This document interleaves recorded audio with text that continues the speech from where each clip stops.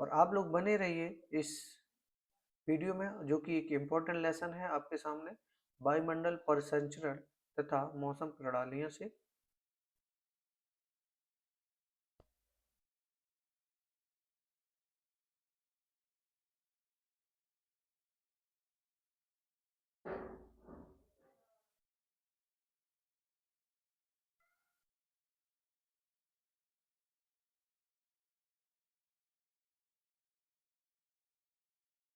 हाँ, एक बार फिर एक नई वीडियो के साथ।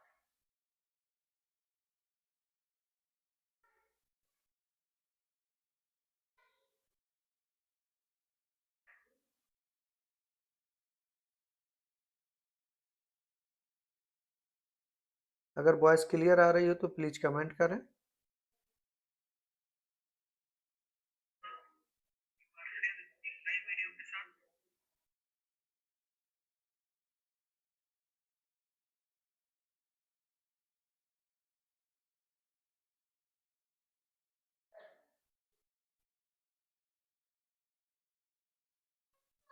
अगर वॉइस क्लियर आ रही हो तो प्लीज कमेंट करें।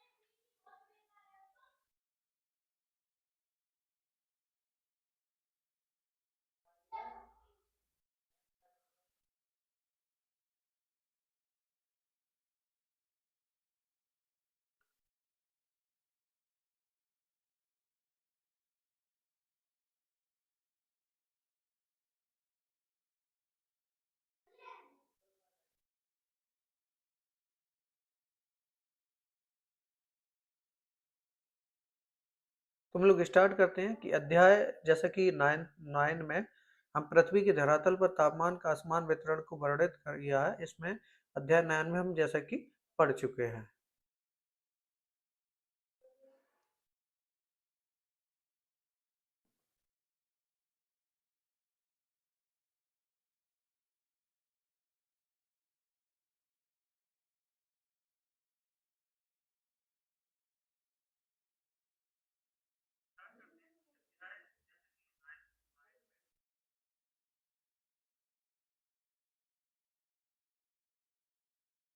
देखते हैं कि वायु गर्म होने पर फैलती है और ठंडी होने पर एक जो सिकुड़ती है।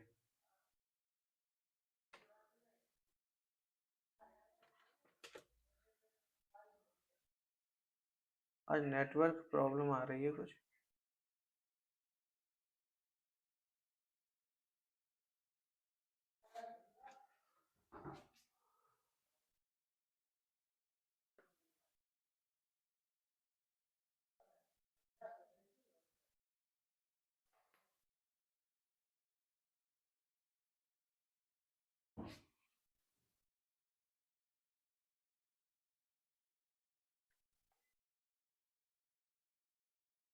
वायु गर्म होने पर फैलती है और ठंडी होने पर सिकुड़ती है। इससे वायुमंडलीय दाब में भिन्नता आती है। इसके परिणाम स्वरूप वायु जो है वो गतिमान होकर अधिक दाब वाले क्षेत्र से न्यूनतम दाब वाले क्षेत्र में प्रवाहित होती है। तो आप जानते हैं कि क्षैतिज गतिमान वायु ही पवन है। वायुमंडलीय दाब यह भी निर्धारित करता है कि कब वायु ऊपर उठेगी या कब नीचे बैठेगी। पवन पृथ्वी पर तापमान व आर्द्रता का पुनर्वितरण करती है, जिससे पूरी पृथ्वी का तापमान स्थिर बना रहता है। ऊपर उठती हुई आर्द्र वायु का तापमान कम होता जाता है और बादल बनते जाते हैं।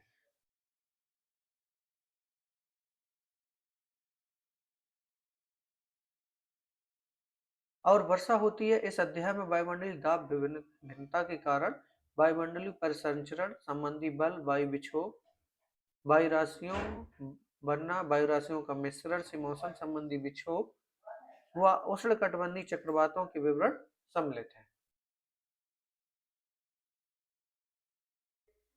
वायुमंडलीय दाब जो है, सबसे पहले हम देखेंगे वायुमंडलीय दाब। क्या आप जानते हैं कि हमारा शरीर जो है वायुदाब से प्रभावित होता है। जैसे जैसे आप ऊपर ऊंचाई पर चढ़ते जाते हैं, वायु एक विरल होती जाती है। कैसी?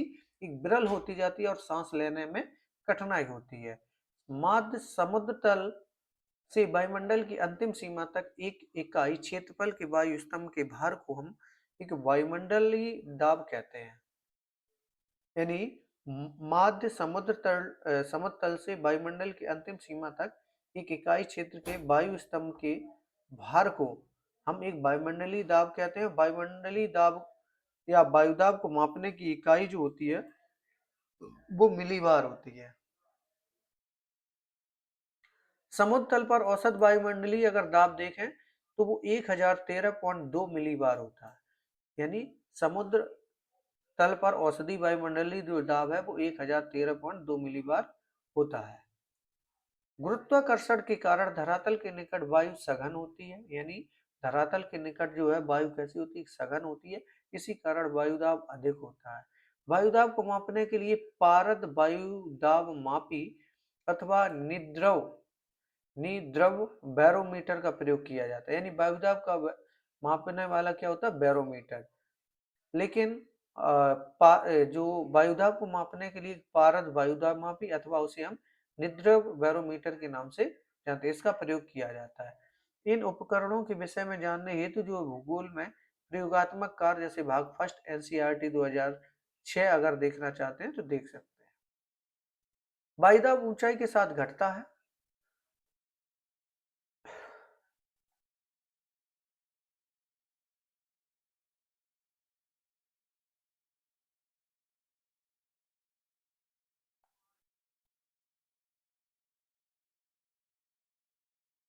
ऊंचाई पर वायुदाब जो है भिन्न स्थानों पर भिन्न भिन्न होता है। यह विभिन्नता वायु की गति का मुख्य कारण है। अर्थात पवनें उच्च वायुदाब क्षेत्रों में कम वायुदाब क्षेत्र की तरफ आती या चलती है।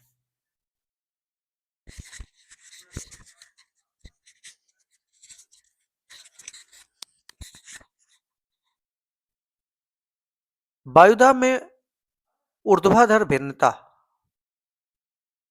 यानी अब हम देखेंगे वायुदाब में ऊर्ध्वाधर भिन्नता। वायुमंडल के निचले भाग में वायुदाब ऊंचाई के साथ तीव्रता से घटता है।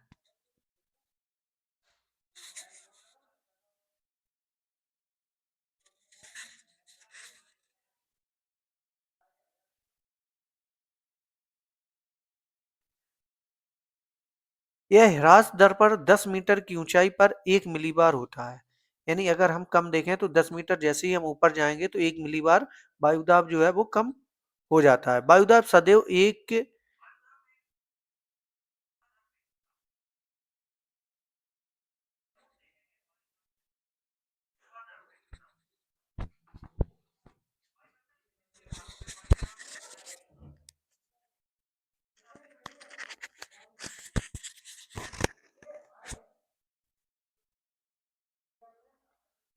वायुदाब सदैव एक ही दर से नहीं घटता। सारणी अगर इसके अनुसार देखें तो समुद्र तल से 1013.25 यानी 15.2 तापमान सेंटीग्रेड किलोमीटर 1 किलोमीटर देखें तो 898.76 तापमान जहां पर होता है 8.7।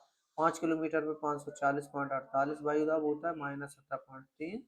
अगर इस प्रकार से 10 किलोमीटर पे देखें तो 265 -49.7 तापमान सेंटीग्रेड देखने को मिलता है। वायुमंडल में औसत वायुदाब और तापमान को प्रस्तुत करती है। अब देखते हैं आगे हम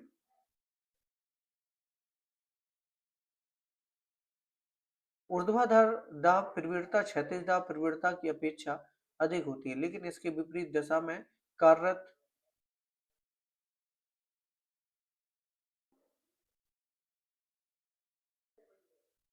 गुरुत्वाकर्षण बल से यह संतुलित हो जाती है। अतः ऊर्ध्वाधर पवनें अधिक शक्तिशाली नहीं होती। यानी जो ऊर्ध्वाधर जो पवनें होती है वो अधिक शक्तिशाली नहीं होती हैं। अब देखते हैं वायुदाब का क्षैतिज वितरण। पवनों की दिशा व वेग के संदर्भ में वायुदाब में अल्प अंतर भी अत्यधिक महत्वपूर्ण है।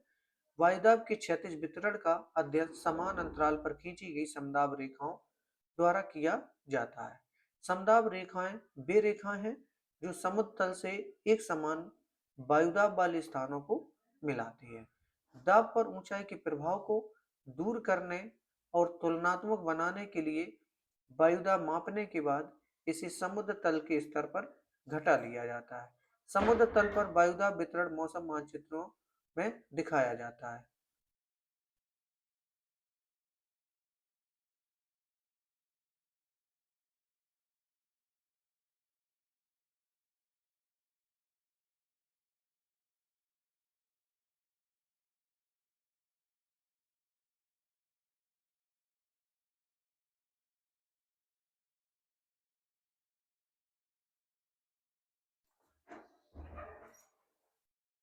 चलिए आगे देखते हैं। वायुदाब परिस्थितियों में समदाब रेखाओं की आकृति दर्शाता है। निम्नदाब प्रणाली एक या अधिक समदाब रेखाओं से घिरी होती है, जिसके केंद्र में निम्न वायुदाब होता है। उच्च दाब प्रणाली में भी एक या अधिक समदाब रेखाएं होती हैं, जिनके केंद्र में उच्चतम वायुदाब होता है।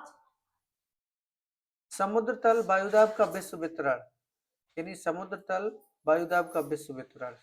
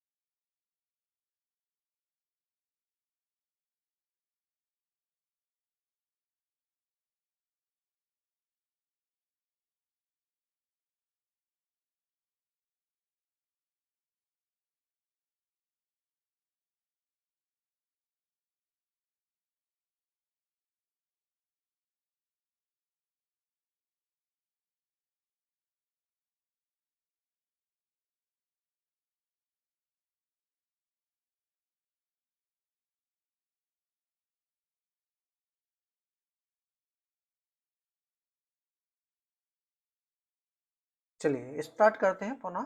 समुद्र तल वायुदाब का विश्व वितरण, यानी जनवरी व जुलाई महीने का समुद्र तल से वायुदाब का विश्व वितरण इस चित्र में प्रस्तुत है। चलिए अब हम देखते हैं आगे। विषुवत वृत्त के निकट वायुदाब कम होता है, यानी विषुवत वृत्त जो होता है वहां का वायुदाब जो है वो कैसा होता है, कम होता है। इसे विषुवतीय निम्न अवदाब क्षेत्र के नाम से जाना जाता है। 30 डिग्री उत्तरी व 30 डिग्री दक्षिणी अक्षांशों के साथ उच्च दाब क्षेत्र पाए जाते हैं, जिन्हें हम उपोष्ण उच्च वायुदाब क्षेत्र कहा जाता है। पुनः ध्रुवों की तरफ 60 डिग्री उत्तरी व 60 डिग्री दक्षिणी अक्षांशों पर निम्न दाब पेटियां हैं, जिन्हें हम अधो ध्रुवीय निम्न दाब पट्टियां कहते हैं।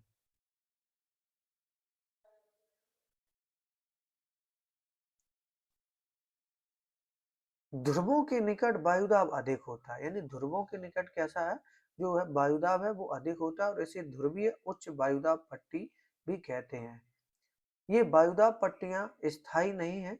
सूर्य किरणों के विस्थापन के साथ ये पट्टियां जो हैं वो विस्थापित होती रहती हैं। उत्तरी गोलार्ध में शीत ऋतु में ये पट्टियां दक्षिण की ओर तथा ग्रीष्म ऋतु में ये उत्तर दिशा की ओर खिसक जाती हैं। अब हम देखते हैं पवनों की दिशा। पवनों की दिशा व वेग को प्रभावित करने वाले बल, यानी पवनों की दिशा व वेग को प्रभावित करने वाले अगर बल देखें तो आप जानते हैं कि वायुमंडलीय दाब में भिन्नता के कारण वायु जो है वो गतिमान होती है, और इस क्षैतिज गतिज वायु को हम वायु को पवन कहते हैं। पवनें उच्च दाब से कम दाब की तरफ प्रभावित होती हैं, यानी उच्च से कम दाब की तरफ प्रभावित होती हैं, और भूतल पर धरातली विषमताओं के कारण घर्षण पैदा होता है, जो पवनों की गति को प्रभावित करता है। इसके साथ पृथ्वी का घूर्णन भी पवनों के वेग को प्रभावित करता है। पृथ्वी के घूर्णन द्वारा लगने वाले बल को कोरियालिस बल कहते हैं, यानी पृथ्वी के घूर्णन पर कौन सा बल लगता है? कोरियालिस बल लगता है, यानी पृथ्वी के घूर्णन द्वारा लगने वाले बल को हम कोरियालिस बल कहते हैं। अतः पृथ्वी के धरातल पर क्षैतिज पवनें 3 संयुक्त प्रभावों का परिणाम है। जैसे कि अगर हम बात करें दाब प्रवणता प्रभाव, घर्षण बल तथा कोरियालिस बल। इसके अतिरिक्त अगर बात करें तो गुरुत्वाकर्षण बलों को नीचे प्रभावित करता है। यानी इसमें जो कोरियालिस बल है बहुत ही महत्वपूर्ण, पृथ्वी के घूर्णन के द्वारा लगने वाले बल को हम कोरियालिस बल कहते हैं। अब बात करते हैं दाब प्रवणता बल। वायुमंडलीय दाब पर भिन्नता का एक बल उत्पन्न करता है। दूरी के संदर्भ में दाब परिवर्तन की दर दाब प्रवणता है। जहां समदाब रेखाएं पास पास हों वहां दाब प्रवणता अधिक, समदाब रेखाओं के दूर दूर होने से दाब प्रवणता जो है वो कम हो जाती है। अब बात करते हैं घर्षण बल। यह पवनों की गति को प्रभावित करता है। धरातल पर घर्षण सर्वाधिक होता है और इसका प्रभाव प्रायः धरातल से 1 से 3 किलोमीटर ऊंचाई तक होता है। समुद्र सतह पर घर्षण जो है वो एक न्यूनतम होता है, यानी यह पवनों की गति को प्रभावित करता है। धरातल पर घर्षण सर्वाधिक होता है और इसका प्रभाव जो है वो प्राय धरातल से 1 से 3 किलोमीटर ऊंचाई तक होता है। समुद्र सतह पर घर्षण न्यूनतम होता है। अब बात करते हैं कोरियालिस बल की। पृथ्वी का अपने अक्ष पर घूर्णन पवनों की दिशा को प्रभावित करता है। सन 1844 में फ्रांसीसी वैज्ञानिक ने इसका विवरण प्रस्तुत किया है और इस बल को कोरियालिस बल कहा जाता है। यानी इसी पर इस बल को हम कोरियालिस बल कहा जाता है। फिर से समझें कि पृथ्वी का अपने अक्ष पर घूर्णन जो है पवनों की दिशा को प्रभावित करता है, यानी जो घूर्णन है वो पवनों की दिशा को प्रभावित करता है। और सन 1844 में फ्रांसीसी वैज्ञानिक ने इसका विवरण प्रस्तुत किया था और इसी पर इस बल को हम एक कोरियालिस बल कहा जाता है। और इस प्रभाव से पवनें जो हैं उत्तरी गोलार्ध से अपनी मूल दिशा से दाहिनी तरफ, यानी जब उत्तरी गोलार्ध से अपनी मूल दिशा से दाहिनी तरफ व दक्षिणी गोलार्ध में बाएं तरफ, ध्यान रखें उत्तर में दाहिनी तरफ और दक्षिणी में बाएं तरफ विक्षेपित हो जाते हैं। जब पवनों का वेग अधिक होता है तब विक्षेपण भी अधिक होता है। कोरियालिस बल जो है अक्षांशों के कोण की सीधा समानुपात बढ़ता है। इंपॉर्टेंट फैक्ट है, ये क्वेश्चन बन सकते हैं, हम लोग एक ही फैक्ट को ध्यान से समझें। यानी जो कोरियालिस बल है वो अक्षांशों के कोण के सीधा समानुपात बनता है। यह ध्रुवों पर सर्वाधिक और विषुवत वृत्त पर अनुपस्थित रहता है, यानी ध्रुवों पर जो है वो सर्वाधिक रहता है और विषुवत वृत्त पर अनुपस्थित होता है। कोरियालिस बल दाब प्रवणता के समकोण पर कार्य करता है। दाब प्रवणता बल समदाब रेखाओं के समकोण पर होता है। जितनी दाब प्रवणता अधिक होगी पवनों का वेग उतना ही अधिक होगा और पवनों की दिशा उतनी अधिक विक्षेपित होगी। इन दो बलों के एक दूसरे से समकोण पर होने के कारण निम्न दाब क्षेत्रों में पवनें इसी के इर्द गिर्द बहते हैं। विषुवत वृत्त पर कोरियालिस बल शून्य होता है और पवनें जो है वो समदाब रेखाओं के समकोण पर बहती हैं। अतः निम्न दाब क्षेत्र और अधिक गहन होने की बजाय पूरित हो जाता है। यही कारण है कि विषुवत वृत्त के निकट उष्णकटिबंधीय चक्रवात नहीं बनते हैं। अब बात करते हैं वायुदाब व पवनें। पवनों का वेग उनकी दिशा पवनों को उत्पन्न करने वाले बलों का परिणाम है, यानी पवनों का वेग या उनकी दिशा जो है पवनों को उत्पन्न करने वाली बलों का एक परिणाम है। जैसा कि इस पृथ्वी की सतह से 203 किलोमीटर यानी 2 या 3 किलोमीटर की ऊंचाई पर वायुमंडल में पवनें धरातलीय घर्षण के प्रभाव से मुक्त होती हैं और मुख्यतः दाब प्रवणता तथा कोरियालिस बल से नियंत्रित होती हैं। जब समदाब रेखाएं सीधी हों और घर्षण का प्रभाव ना हो, यानी जब समदाब रेखाएं कैसी हो, सीधी हो और घर्षण का प्रभाव ना हो, तो दाब प्रवणता बल जो है कोरियालिस बल से संतुलित हो जाता है। बहुत इंपॉर्टेंट फैक्ट है, प्लीज आप लोग बने रहिए वीडियो में। अगर पसंद आ रहा हो तो प्लीज लाइक जरूर करें। और फलस्वरूप पवनें समदाब रेखाओं के समानांतर बहती हैं। ये पवनें जो है भूविक्षेपी पवनों के नाम से जानी जाती हैं।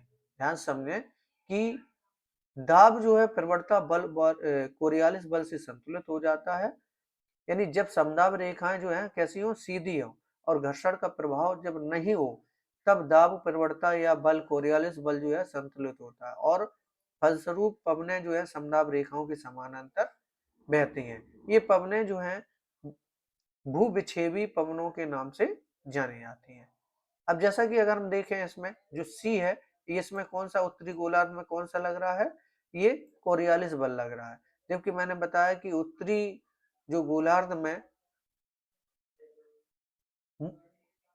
मूल दिशा से दाहिनी तरफ की ओर और दक्षिण दिशा में उसके विक्षेपित हो जाती है, यानी बाईं तरफ चलती हैं।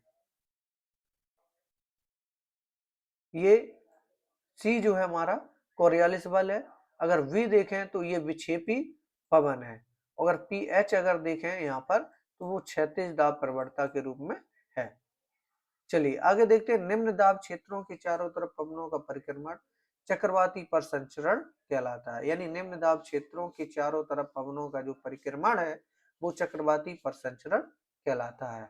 उच्च वायुदाब क्षेत्र के चारों तरफ ऐसा होना प्रति चक्रवाती परिसंचरण कहा जाता है और इन प्रणालियों में पवनों की दिशा दोनों गोलार्धों में भिन्न होती है।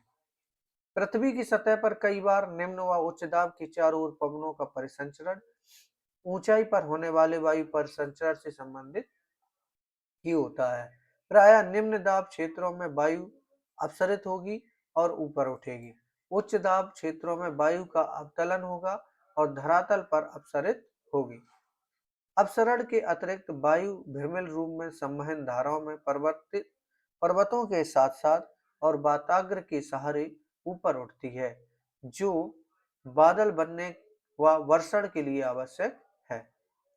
बात करते हैं दाब पद्धति, यानी चक्रवात और प्रति चक्रवात में पवनों की दिशा हम लोग देख सकते हैं। केंद्र में दाब की दिशा, पवन दिशा का प्रभाव। अगर हम चक्रवात देखें तो वो निम्न होती है दाब की दशा, और यह जो है घड़ी की सुई की दिशा के विपरीत चलती है चक्रवात में, और दक्षिणी गोलार्ध में घड़ी की सुई की दिशा के अनुरूप चलता है। उत्तरी में गोलार्ध में घड़ी की सुई की दिशा के विपरीत। अगर प्रति चक्रवात देखें तो यह उच्च होता है केंद्र में और घड़ी की सुई के अनुरूप चलता है और सुई की घड़ी के दिशा के विपरीत चलता है। यानी चक्रवात जो है उत्तरी गोलार्ध में विपरीत होता है, दक्षिणी में अनुरूप होता है। प्रति चक्रवात उत्तरी में अनुरूप होता है और दक्षिणी में विपरीत होता है और केंद्र में उच्च होता है। वायुमंडल का सामान्य परिसंचरण। वायुमंडल पवनों का प्रारूप मुख्यतः निम्न बातों पर निर्भर है कि वायुमंडलीय ताप में अक्षांशीय भिन्नता। दूसरी बात करें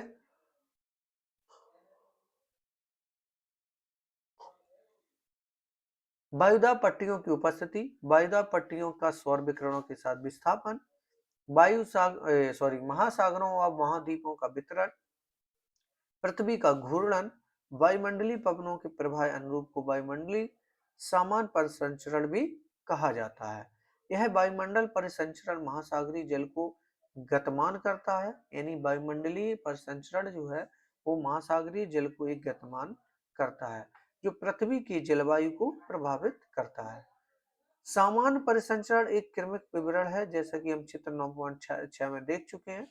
उच्च सूर्यताप व निम्न वायुदाब होने से अंतर उष्णकटिबंधीय अपसरण क्षेत्र ITCZ पर वायु संवहन धाराओं के रूप में उठती है। उष्णकटिबंधों से आने वाली पवनें इस निम्न दाब क्षेत्र में अपसरण करती हैं। अपसरित वायु संवहन कोष्ठों के साथ ऊपर उठती है। देखिए ये बोरिंग जरूर हो रहा होगा, मैं समझ रहा हूँ, थ्योरी है, लेकिन ये बहुत इंपॉर्टेंट है। आप लोग अगर ध्यान से समझे तो एक एक फैक्ट इसमें महत्वपूर्ण है। अगर वीडियो पसंद आ रही है तो प्लीज लाइक करें।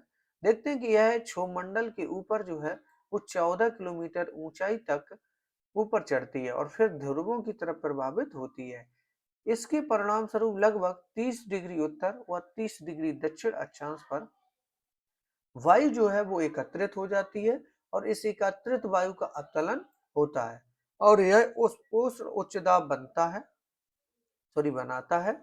अवतलन का यह कारण यह है कि जब वायु 30 डिग्री उत्तर व दक्षिणी अक्षांश पर पहुंचती है तो यह ठंडी हो जाती है और धरातल के निकट वायु का अपसरण होता है और यह विषुवत वृत्त की ओर पूर्वी पवनों के रूप में बहती है।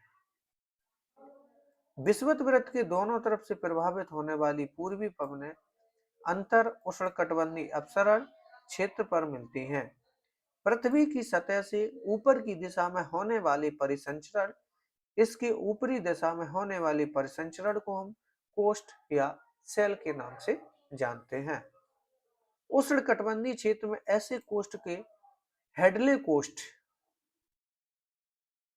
अगर हम इस ग्राफ हेडले कोस्ट यानी हेडले सेल कहा जाता है।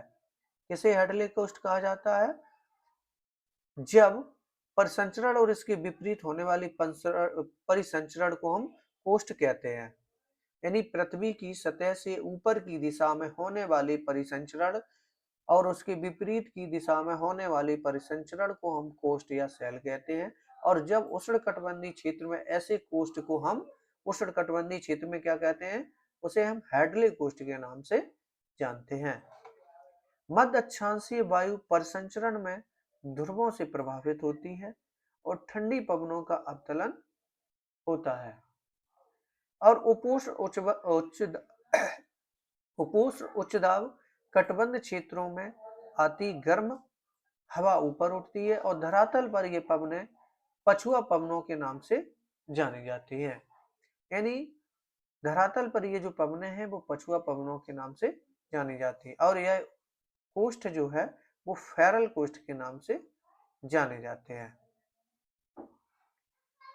ये जो हमारा ग्राफ है ये बहुत इंपॉर्टेंट है, अगर हम इसको बहुत ही ध्यान से समझें तो देख सकते हैं।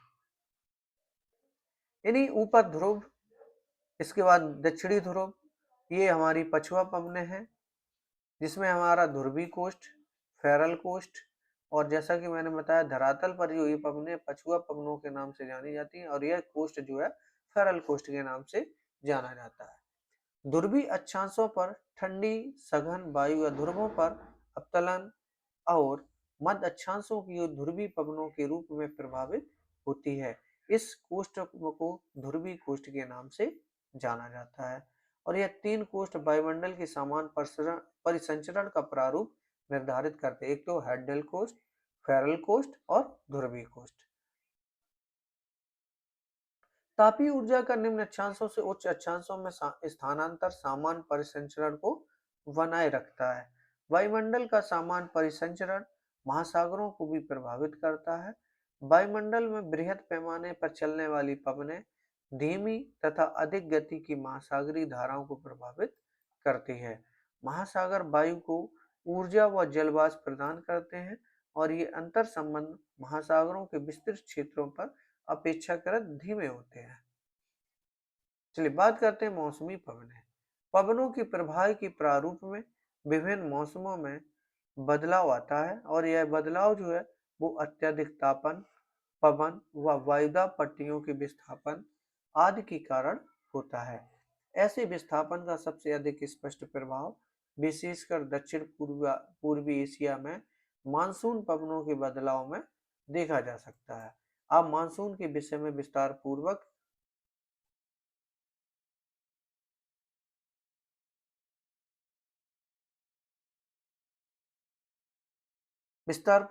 पढ़ेंगे कि सामान्य परिसंचरण प्रणाली से भिन्न स्थानीय विसंगतियां नीचे वर्णित हैं। अब हम देखें कि वायुमंडल का सामान्य परिसंचरण और उसका महासागरों पर क्या प्रभाव पड़ता है। वायुमंडल के सामान्य परिसंचरण के संदर्भ में प्रशांत महासागर का गर्म या ठंडा होना अत्यधिक महत्वपूर्ण है। मध्य प्रशांत महासागर की गर्म जलधाराएं दक्षिणी अमेरिका के तट की ओर प्रभावित होती है और पेरू की ठंडी धाराओं का स्थान ले लेती है। ध्यान समझें कि वायुमंडल के सामान्य परिसंचरण के संदर्भ में प्रशांत महासागर का गर्म या ठंडा होना अत्यधिक महत्वपूर्ण है। मध्य प्रशांत महासागर की गर्म जलधाराएं दक्षिणी अमेरिका की तट की ओर प्रभावित होती हैं और पेरू की ठंडी धाराओं का स्थान ले लेती है। पेरू के तट पर इन गर्म धाराओं की उपस्थिति एल नीनो कहलाता है। इससे समझ लो कि जब गर्म जल प्रशांत महासागर की गर्म जलधाराएं दक्षिणी अमेरिका की तट की ओर जब प्रभावित होती है, यानी अमेरिका की तट की ओर जब प्रभावित होती हैं, तो और पेरू की ठंडी धाराओं का स्थान ले लेती है, यानी पेरू ठंडी धारा के नाम से जानी जाती जब अमेरिका की ओर प्रशांत महासागर की गर्म जलधाराएं होती हैं। तो पेरू की तट पर इन गर्म धाराओं की उपस्थिति जो है वो एल नीनो कहलाता है।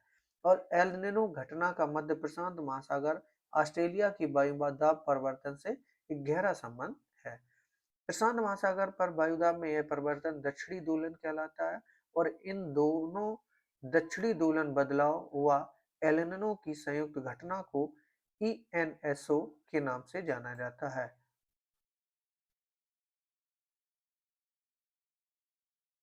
जिन वर्षों में ईएनएसओ शक्तिशाली होता है, विश्व में बृहत मौसम संबंधी विभिन्नताएं देखी जाती हैं। दक्षिण अमेरिका के पश्चिमी शुष्क तट पर भारी वर्षा होती है और ऑस्ट्रेलिया और कभी-कभी भारत अकालग्रस्त होते हैं तथा चीन में बाढ़ आती है और इन घटनाओं के ध्यानपूर्वक आकलन से संसार के अन्य भागों की मौसम संबंधी भविष्यवाणी के रूप में इनका प्रयोग किया जाता है। चलिए अब बात करते हैं स्थानीय पवनों के बारे में। भूतल के गर्म व ठंडे होने से विभिन्नता तथा दैनिक व वार्षिक चक्रों के विकास से बहुत सी स्थानीय व क्षेत्रीय पवनें जो हैं वो प्रभावित होती हैं। बात करते हैं स्थल व समुद्र समीर। जैसा कि पहले वर्णित है कि ऊष्मा के अवशोषण तथा स्थानांतरण में स्थल व समुद्र में भिन्नता पाई जाती है। दिन के दौरान स्थल भाग समुद्र की अपेक्षा अधिक गर्म हो जाते हैं अतः स्थल पर हवाएं ऊपर उठती हैं और निम्न दाब क्षेत्र बनता है, जबकि समुद्र अपेक्षाकृत ठंडे रहते हैं और उन पर उच्च वायुदाब बना रहता है। इससे समुद्र से स्थल की ओर जो है वो दाब प्रवणता उत्पन्न होती है और पवनें जो हैं समुद्र से स्थल की तरफ समुद्र समीर के रूप में प्रभावित होती हैं और रात्रि में इसके इसके एकदम विपरीत प्रक्रिया होती है। स्थल समुद्र की अपेक्षा जल्दी ठंडा होता है। दाब प्रवणता स्थल से समुद्र की तरफ होने पर स्थल समीर जो है प्रभावित होती है, यानी इस रूप में चलती है। अब बात करते हैं पर्वत व घाटी पवनें। दिन के दौरान पर्वतीय प्रदेशों में ढाल गर्म हो जाते हैं और वायु ढाल के साथ साथ ऊपर उठती है। इस स्थान को भरने के लिए वायु घाटी बहती है और इन पवनों को घाटी समीर के नाम से जानते हैं। यानी दिन के दौरान पर्वतीय प्रदेशों में ढाल गर्म हो जाते हैं और वायु ढाल के साथ साथ ऊपर उठते हैं और इस स्थान को भरने के लिए वायु घाटी से बहती हैं और इन पवनों को हम एक घाटी समीर के नाम से जानते हैं। रात्रि के समय पर्वतीय ढाल जो है वो ठंडे हो जाते हैं और सघन वायु घाटी नीचे उतरती है जिसे पर्वतीय पवनें कहते हैं। यानी जब रात्रि के समय पर्वतीय ढाल जब है जो है वो ठंडे हो जाते हैं पर्वतीय और सघन वायु घाटी से नीचे उतरती हैं जिसे हम पर्वतीय पवनें कहते हैं।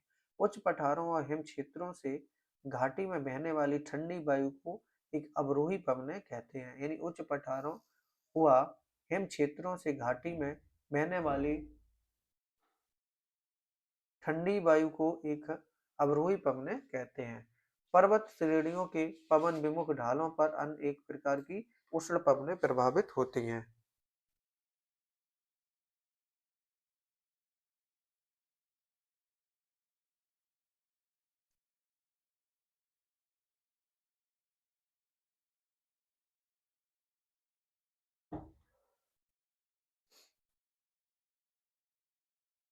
चलिए अब बात करते हैं पर्वत श्रेणियों को जब पार करते हुए आर्द्र पवनें संघनित हो जाती हैं और वर्षण करती हैं।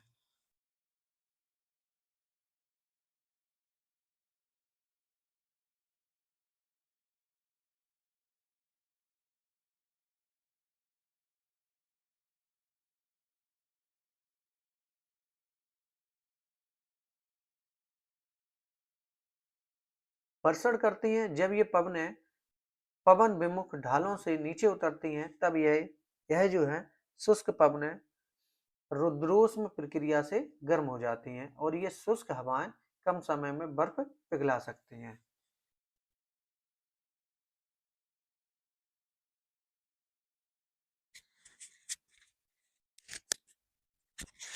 आगे देखते हैं वायु राशियां। वायु राशियां क्या है?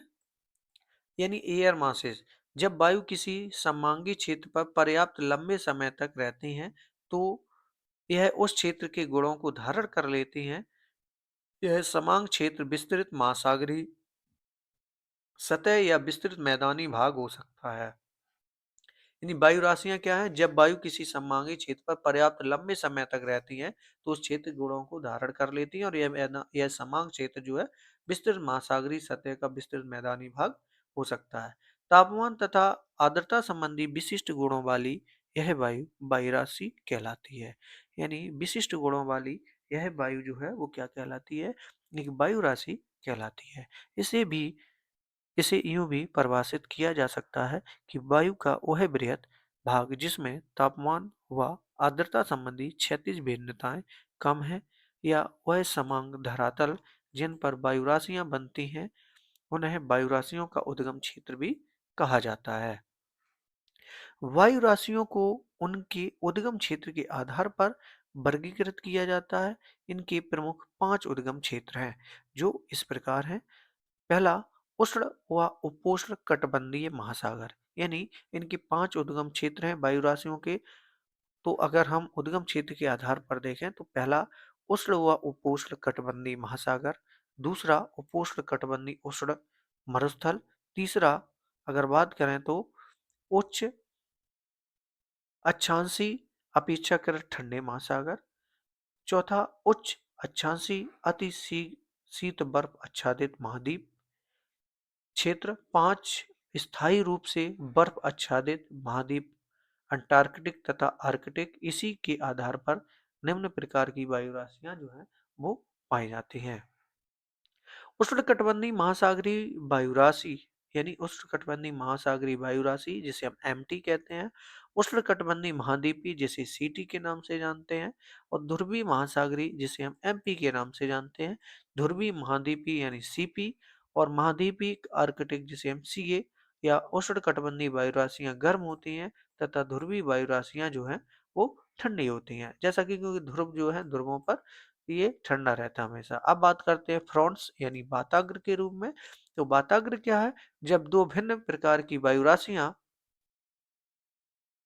मिलती हैं तो उनके, यानी जब दो भिन्न प्रकार की वायु राशियां मिलती हैं तो उनके मध्य सीमा क्षेत्र को हम एक वाताग्र के कहते हैं। यानी जब दो भिन्न प्रकार की वायु राशियां मिलती हैं तो उनके मध्य सीमा क्षेत्र को हम वाताग्र के नाम से जानते हैं, और वाताग्रों को बनने की प्रक्रिया को वाताग्र जनन कहते हैं।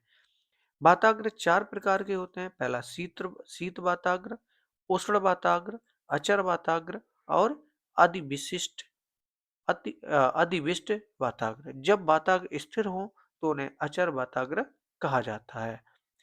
ऐसे वाताग्र जब कोई भी वायु ऊपर नहीं उठती, जब शीतल व भारी वायु आक्रामक रूप में उष्ण वायु राशियों को ऊपर धकेलती है, इस संपर्क क्षेत्र को शीत वाताग्र कहते हैं।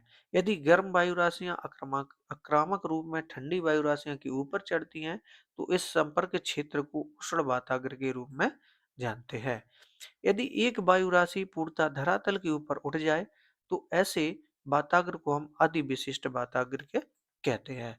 वाताग्र मध्य अक्षांशों में ही निर्मित होते हैं और तीव्र वायुदाब व तापमान प्रवणता इनकी विशेषता है। ये तापमान में अचानक बदलाव लाते हैं तथा इसी कारण वायु ऊपर उठती है, बादल बनते हैं तथा वर्षा होती है। वह रूष्ण कटिबंध चक्रवात, वे चक्रवाती वायु प्रणालियां जो उष्ण कटिबंध से दूर व मध्य उच्च उच्च अक्षांशों में विकसित होती हैं, उन्हें हम बहिरूष्ण या शीतोष्ण कटिबंधीय चक्रवात कहते हैं। मध्य तथा उच्च अक्षांशों में जिस क्षेत्र से ये गुजरते हैं, वहां मौसम संबंधी अवस्थाओं में अचानक तेजी से बदलाव आते हैं। देखते हैं बहिरूष्ण कटिबंधीय चक्रवात ध्रुवीय वाताग्र के साथ साथ बनते हैं। आरंभ में ये वाताग्र जो है वो अचर हो जाते हैं। उत्तरी गोलार्ध में वाताग्र के दक्षिण में कोष्ण व उत्तर दिशा से ठंडी हवा प्रभावित होती है। जब वाताग्र के साथ वायुदाब कम हो जाता है तो कोष्ण वायु जो है वो उत्तर की दिशा की ओर तथा ठंडी वायु दक्षिण दिशा में घड़ी की सुइयों के जो विपरीत चक्रवर्ती परिसंचरण करती है। जैसे कि ये मैंने बताया कि जो चक्रवर्ती क्षेत्र में जो हवा है वो किस रूप में चलती है, वो दक्षिण में देखें तो घड़ी के विपरीत चलती है। इस चक्रवर्ती प्रवाह से बहिरूष्ण कटिबंधीय चक्रवात विकसित होता है, जिसमें एक उष्ण वाताग्र तथा एक शीत वाताग्र होता है। एक ऐसे ही विकसित चक्रवात को दर्शाता है। इस चक्रवात में कोष्ण वायु क्षेत्र या कोष्ण खंड ठंडे अग्रभाग और पिछले शीत खंड के बीच पाया जाता है। कोष्ण वायु आक्रामक रूप में ठंडी वायु के ऊपर चढ़ती है और उष्ण वाताग्र के पहली भाग में उत्तरी मेघ दिखाई देते हैं और वर्षा होती है। पीछे से आता है शीत वाताग्र, उष्ण वायु को ऊपर धकेलता है और जिसके परिणाम स्वरूप जो है वो शीत वाताग्र के साथ कपासी मेघ बनते हैं और शीत वाताग्र उष्ण वाताग्र की अपेक्षा तीव्र गति से चलते हैं और वह अंततः उष्ण वाताग्रों को पूरी तरह ढक लेते हैं। यह कोष्ण वायु ऊपर उठती है और इसका एक भूतल से कोई संपर्क नहीं रहता। तो इस प्रकार से ये देखिए, आपको ये थ्योरी थोड़ा सा बोरिंग लग रही होगी लेकिन बहुत इंपॉर्टेंट है। आपको इस बार को दोबारा देख ले तो समझ में आ जाएगा। आगे देखेंगे कि अति विशिष्ट वाताग्र बनता है, एक चक्रवात धीरे धीरे क्षीण हो जाता है।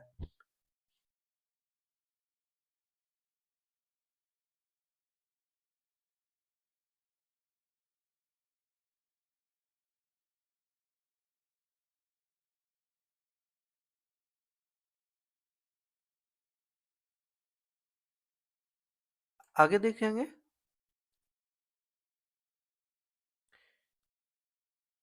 ये शीतल वायु इस प्रकार से ये है।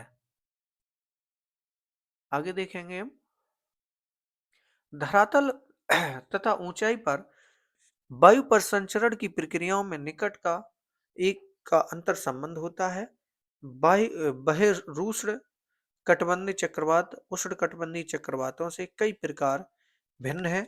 बहिरूष्ण कटिबंधीय चक्रवातों में स्पष्ट वाताग्र प्रणालियां होती हैं जो उष्ण कटिबंधीय चक्रवातों में नहीं होते हैं। ये विस्तृत क्षेत्रफल पर फैले होते हैं तथा इनकी उत्पत्ति जल व स्थल दोनों पर होती है, जबकि उष्णकटिबंधीय चक्रवात केवल समुद्रों में उत्पन्न होते हैं और स्थलीय भागों में पहुंचने पर नष्ट हो जाते हैं। वह रूष्ण कटिबंधीय चक्रवात उष्ण कटिबंधीय चक्रवात की अपेक्षा विस्तृत क्षेत्र को प्रभावित करता है। उष्ण कटिबंधीय चक्रवातों में पवनों का वेग अपेक्षाकृत तीव्र होता है और ये विनाशकारी होते हैं। उष्ण कटिबंधीय चक्रवात पूर्व से पश्चिम को चलते हैं, जबकि वह रूष्ण कटिबंधीय चक्रवात पश्चिम से पूर्व दिशा में चलते हैं।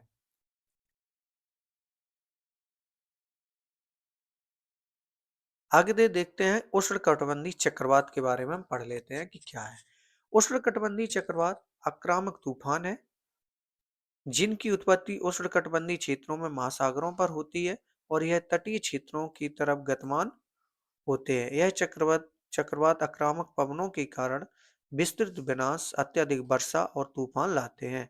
ये चक्रवात जो है यानी कौन, उष्णकटिबंधीय चक्रवात विद्व विध्वंस प्राकृतिक आपदाओं में से एक है। हिंद महासागर में ये चक्रवात अटलांटिक महासागर में यानी जब ये हिंद महासागर में आता है तो उन्हें हम चक्रवात कहते हैं, और अटलांटिक महासागर में जिसे हरिकेन के नाम से, या पश्चिम प्रशांत और दक्षिण चीन सागर में टाइफून, और पश्चिमी ऑस्ट्रेलिया में बिली बिलीज के नाम से जाने जाते हैं।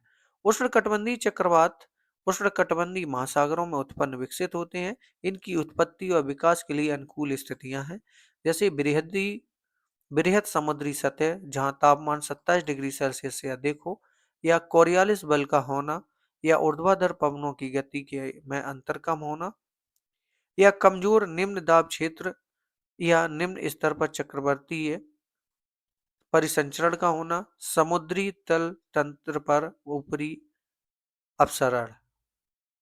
चक्रवातों को और अधिक विध्वंसक करने वाली ऊर्जा संघनन प्रक्रिया द्वारा ऊंचे कपासी स्तरीय मेघों से प्राप्त होते हैं, जो इस तूफान के केंद्र को घेरे होती है। समुद्र में लगातार आर्द्रता की आपूर्ति से ये तूफान जो है वो अधिक प्रबल होते हैं। स्थल पर पहुंचकर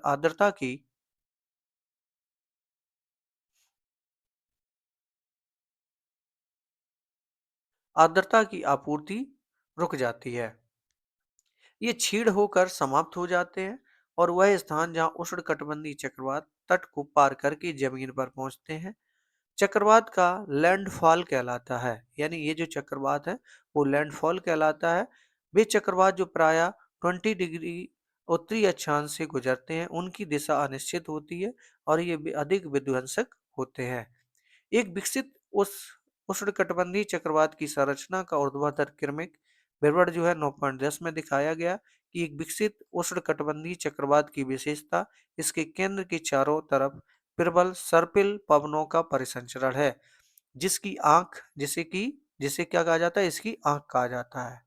इस परिसंचरण प्रणाली का व्यास 150 से 250 किलोमीटर तक होता है। फिर से समझते हैं कि एक विकसित जो उष्णकटिबंधीय चक्रवात की विशेषता इसके केंद्र के चारों तरफ जब प्रबल सर्पिल पवनों का परिसंचरण करती है तो जिसे इसकी आंख कहा जाता है, और इस परिसंचरण का व्यास जो है वो 150 से 250 किलोमीटर तक होता है। इसका केंद्रीय जिसे हम अक्षु क्षेत्र शांत होता है, जहां पवनों का अवतलन होता है। अक्षु के चारों तरफ अक्षुब्धि होती है, जहां वायु का प्रबल व वृत्ताकार के रूप में आरोहण होता है। यह आरोहण क्षोभ सीमा की ऊंचाई तक पहुंचता है, और इसी क्षेत्र में पवनों का वेग जो है वो अधिकतम होता है, 250 किलोमीटर की प्रति घंटा तक होता है। और इन चक्रवातों से मूसलाधार वर्षा होती है। चक्रवात की आंख से रेनबैंड विकृत होता है। यानी चक्रवात की आंख से कौन सा होता है, रेनबैंड विकृत होता है। तथा कपासी वर्षा बादलों की पंक्तियां बाहरी क्षेत्र की ओर विकसित हो जाती हैं। इनका व्यास बंगाल की खाड़ी, अरब सागर व हिंद महासागर पर 600 से 1200 किलोमीटर के बीच होता है। यह परिसंचरण प्रणाली धीमी गति से 300 से 500 किलोमीटर तक प्रतिदिन की दर से आगे बढ़ते हैं। यानी 300 से 500 किलोमीटर की प्रतिदिन की दर से आगे बढ़ते हैं।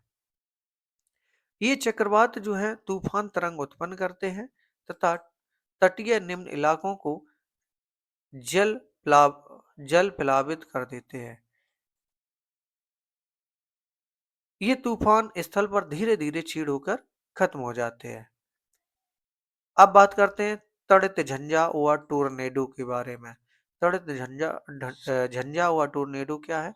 ये अन्य अन्य विध्वंसक स्थानीय तूफान है जो तड़ित झंझा तथा टोर्नेडो है। ये अल्प समय के लिए रहते हैं, अपेक्षाकृत कम क्षेत्रफल तथा सीमित होते हैं, परंतु आक्रामक होते हैं।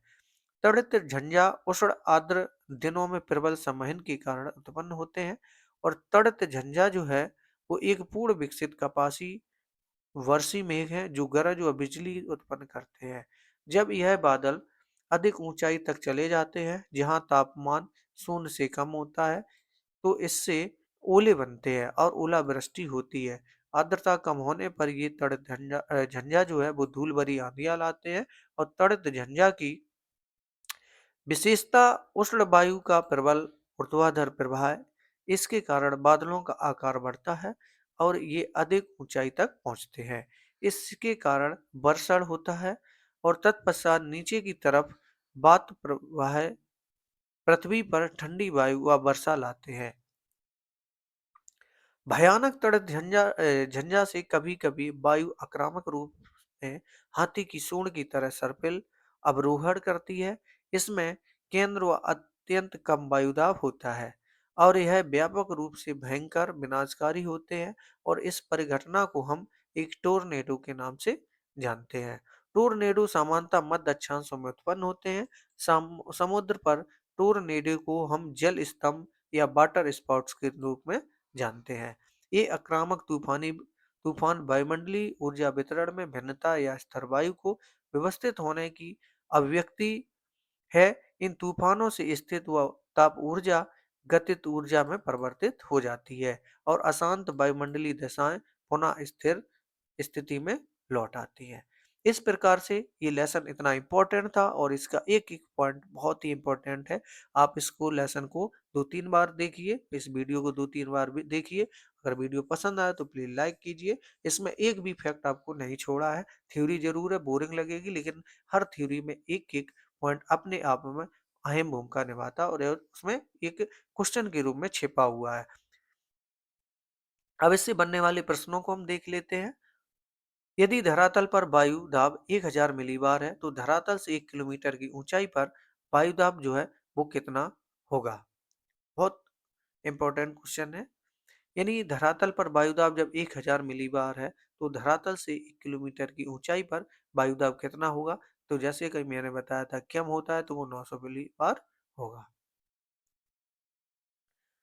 अब देखते हैं अंतर उष्ण कटिबंधीय अपसरण क्षेत्र कहाँ पाया जाता है। विषुवत के निकट, मकर रेखा को इसका राइट आंसर है ऑप्शन नंबर का। उत्तरी गोलार्ध में निम्न वायुदाब के चारों तरफ पवनों की दिशा क्या होती है।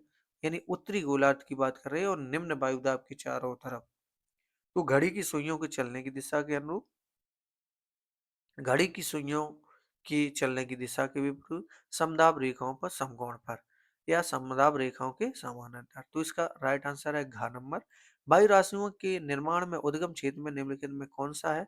विषुवतीय वन, दक्कन पठार, साइबेरिया का मैदानी भाग, हिमालय पर्वत। तो इसका भी राइट आंसर हमारा है वायुरेशीय। तो इसका राइट आंसर है विषुवतीय वन।